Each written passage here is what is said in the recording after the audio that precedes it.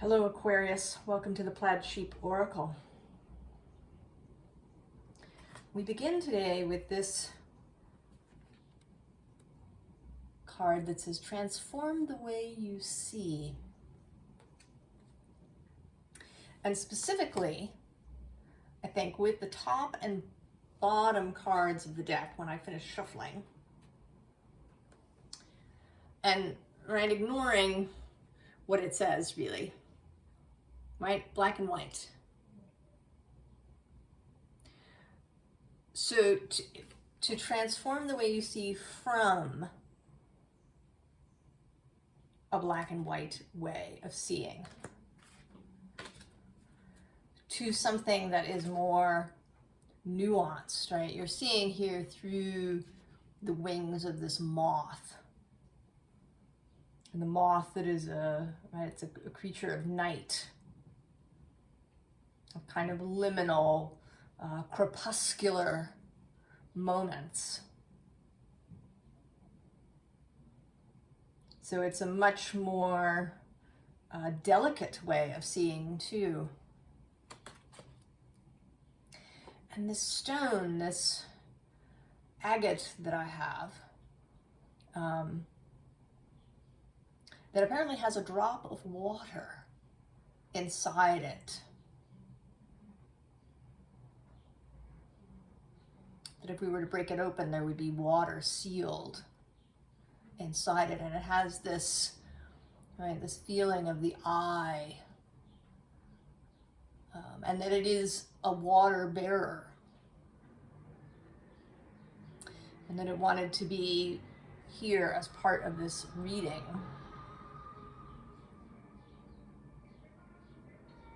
And I think that Aquarius, sometimes your fixed nature can lead you to have a very yes or no kind of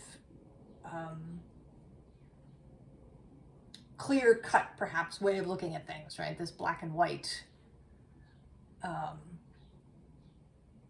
view of things, that it must be this or that.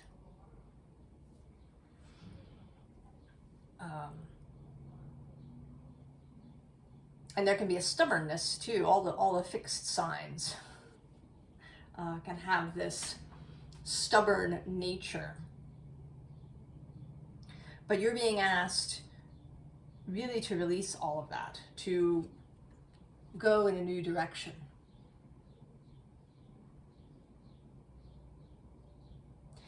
And not only to go in a new direction, but to take that direction to other people. So the card underneath is this observer, and I don't see this as you actually, but right, there's these seeds, and you're traveling, right? You've grabbed your new seed, and right, you're kind of coming into this space of this person. And this person has, right, a very narrow view, right? Looking only through this viewfinder of the camera, rather than seeing everything that's there.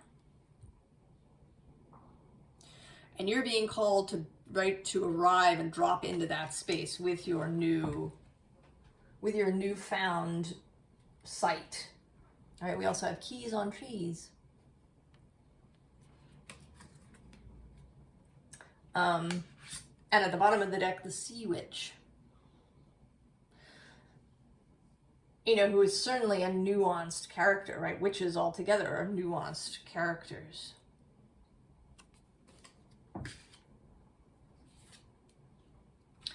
Then we have this All is Connected card,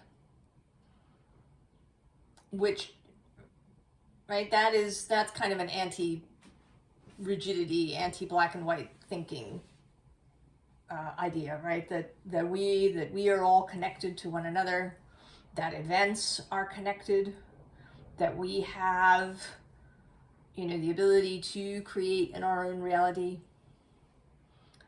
that we may also have influence. I personally don't believe that you can create something in someone else's reality, but I do believe that you can influence them.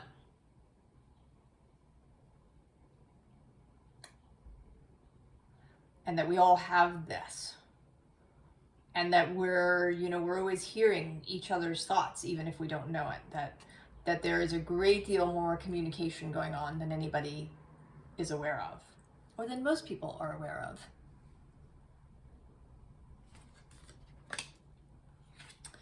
Right? But you have the perfect key, because you are learning to see differently. And I certainly think astrologically, this has to do with Pluto in Aquarius and with this Jupiter-Taurus conjunction. Because it actually has a relationship to Aquarius Leo. The last time Jupiter and Uranus met in Taurus in 1941,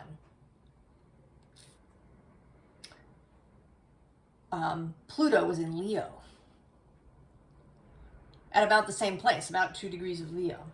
So now, 84 years later,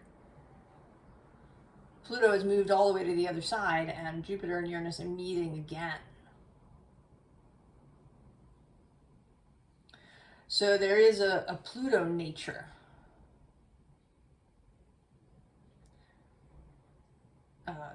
to this conjunction. There is, right, there's Pluto's influence in a sign that's squaring. I mean, they're not exactly square. The Jupiter-Uranus thing is happening all the way at almost 22 Taurus, and Pluto's back at 2 Aquarius. But Aquarius does square Taurus. So there is a challenge here. And I think that it's a, you know, that the planets are not in conflict. I think they can create conflict within us through their placements. But that in fact their desire is to create expansion and evolution, to assist us all to bloom. You have the ability to bloom, Aquarius. To bloom and to become somebody who can help others who are stranded. And I think you're doing it in a little bit more of a direct way, perhaps. There's been this kind of theme through the readings of particularly Pisces and Leo arriving in spaces and, you know, just their very being, their very nature, being an influence and a change agent. But I think for you, it may actually be more direct.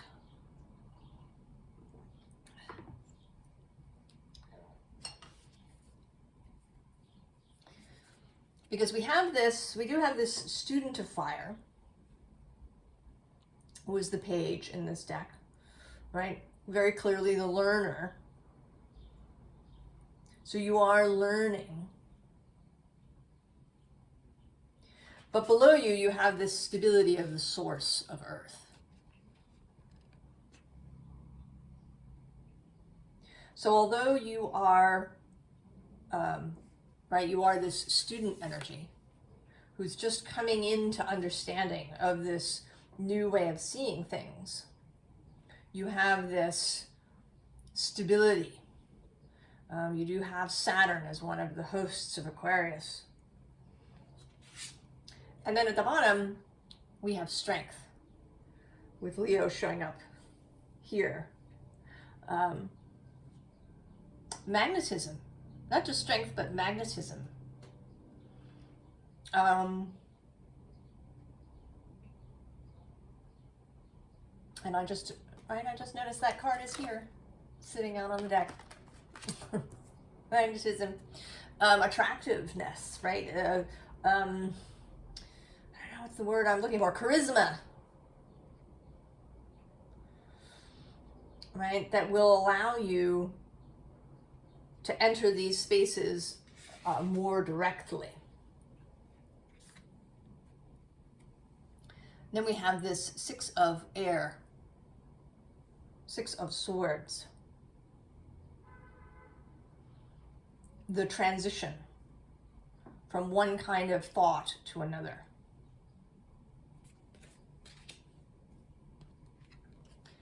And then the Scout of Air. And this is not, right, a hand that's like a stopping hand. This is a hand that's raised in greeting. Actually, the image that came to me was of a guide. You know, if you're taking a guided tour somewhere and maybe you get a little separated, the guide will raise their hand. Sometimes they have something in it, you know, an umbrella or a sign, right? They will raise their hand so that you can see them. You are, right, you're putting your hand up. Aquarius, you're raising your hand. You are volunteering.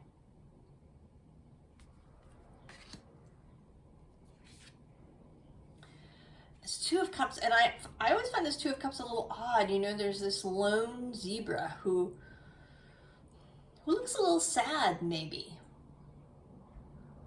So there's people who are maybe a little sad. Maybe they're a little lost. They're stuck in this very narrow way of thinking.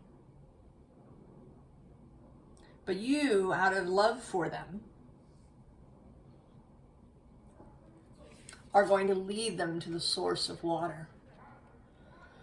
Right? Maybe their cup feels really empty. Maybe they've allowed their inner grail to become dry. They haven't allowed it to be refilled by source. They're resistant. Resistant to change, resistance to help. I actually know someone, a young woman who is, right, she is in distress. She doesn't quite know what to do with herself, but she's very resistant to anybody helping her. But you are going to have the ability to lead such a person to water.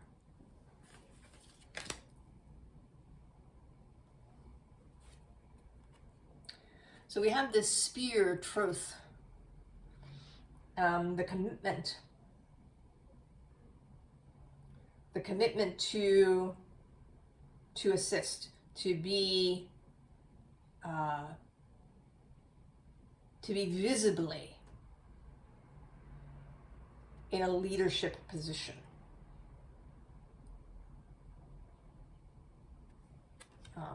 Below that is this untamable. And again, this, right, this earthy stability and support that you have that is all your own. And it may, you know, this is both innate to you. It is your inner being, your wider self, your fellowship. And it may also be other people you know. You're not going to be doing this really alone. You do have those around you who will be of a support to you. We also have this Was Sap Impassioned card, and actually even below that, Ripen Mature, which is interesting because at the bottom of the deck we have a new bud. And then we have the leaf unfurling. And then we have earthly power. And the poplar tree. Or Berkano, as you may know it. And in this card in particular, it talks about the poplar tree. That is the symbol for this rune, or the part of the inspiration for this rune. Adapting to relentless environmental stress, poplar trees wrap seeds in cotton casings and give these future wishes pre-wrapped and ready-mapped to the wind to carry and spread forth fresh life. Their roots, safe from wildfires, are studded with buds ready to erupt from below the soil and grow anew. Same roots, new home, new world. Begin again with certain vigor, knowing your future's assured. Aquarius.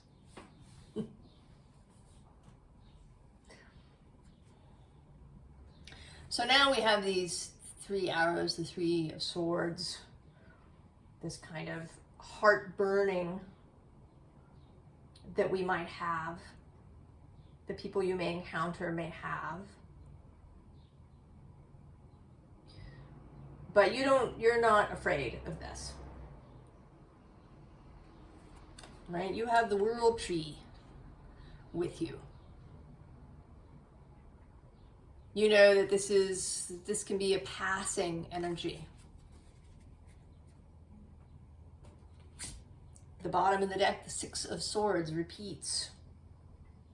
And this time, definitively traveling from one place to another. And you at the prow in the leadership position.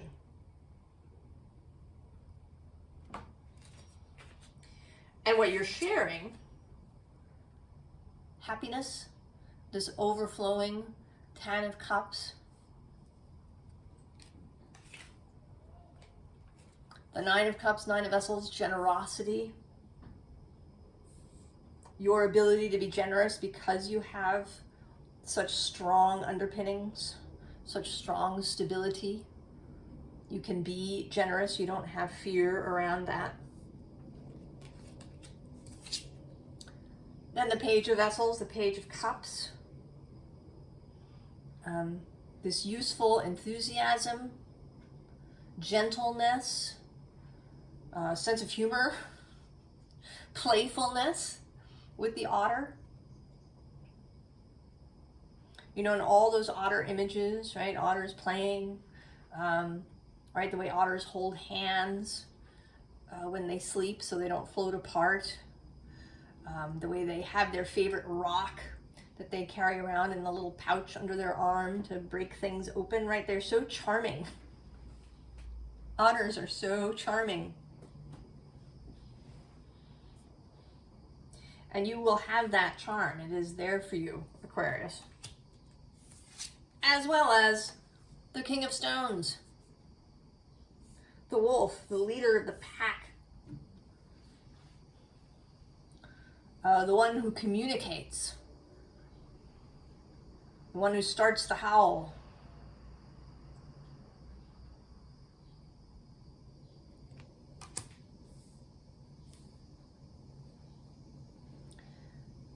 Advice.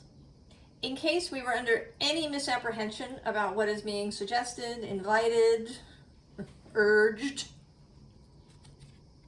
King of Wands, leadership,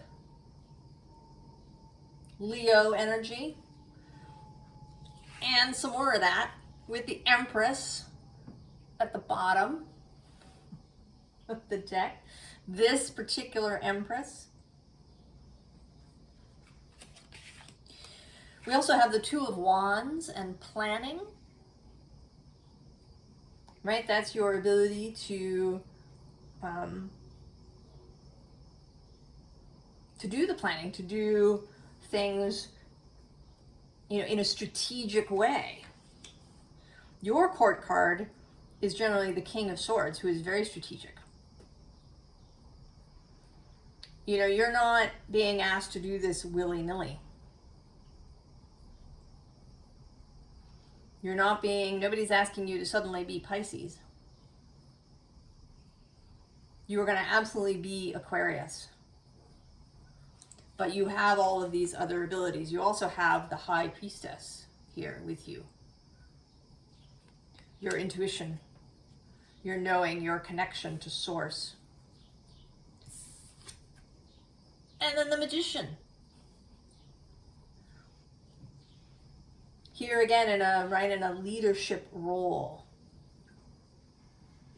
And it may be, I mean, the magician showing up does make me think of Merlin, who was kind of an advisor, right, to Arthur. So there are many ways to do leadership. But you are being asked to be visible, to be available, to be seen, to be doing these things, to be open about your purpose.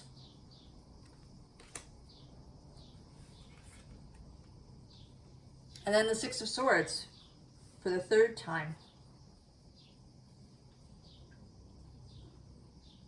You are leading people from here to there, most specifically in the mental space. How they see, how they think.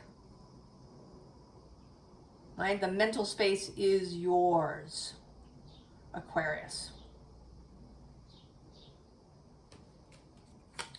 But you're going to do it with this Queen of Pentacles. There is a nurturing quality that you're going to remember that water that you carry. You're the water bearer.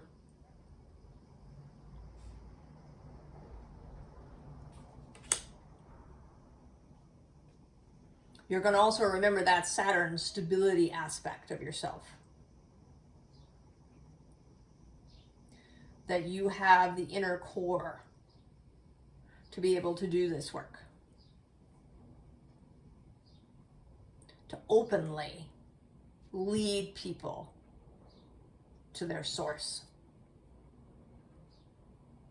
And I don't know, you know, that you could be starting work as a therapist or a counselor or a card reader or an astrologer.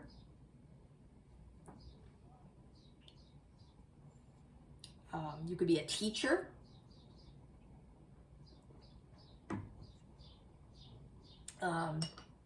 You know, maybe you have a healing method and you're now going to teach it to others. If you've maybe just had private clients, now you're going to start perhaps a teacher training program.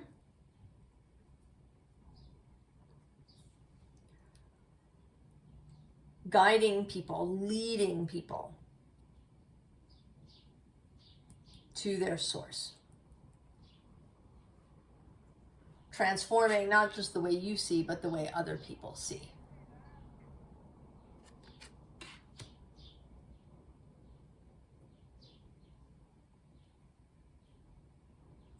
And I think Pluto,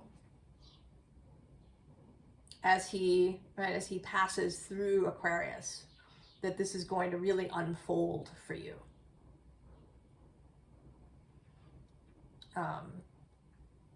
I know some people who've had Pluto conjunctions, particularly to their sun, and it has generally been expansive. And sometimes expansive into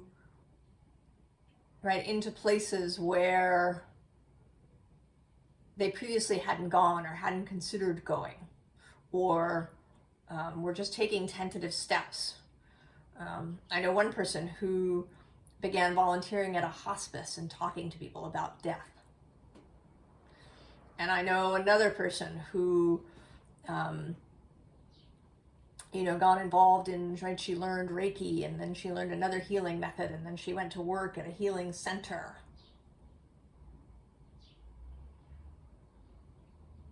And then someone else who expanded her art form and, made more connections in her community than she'd had before.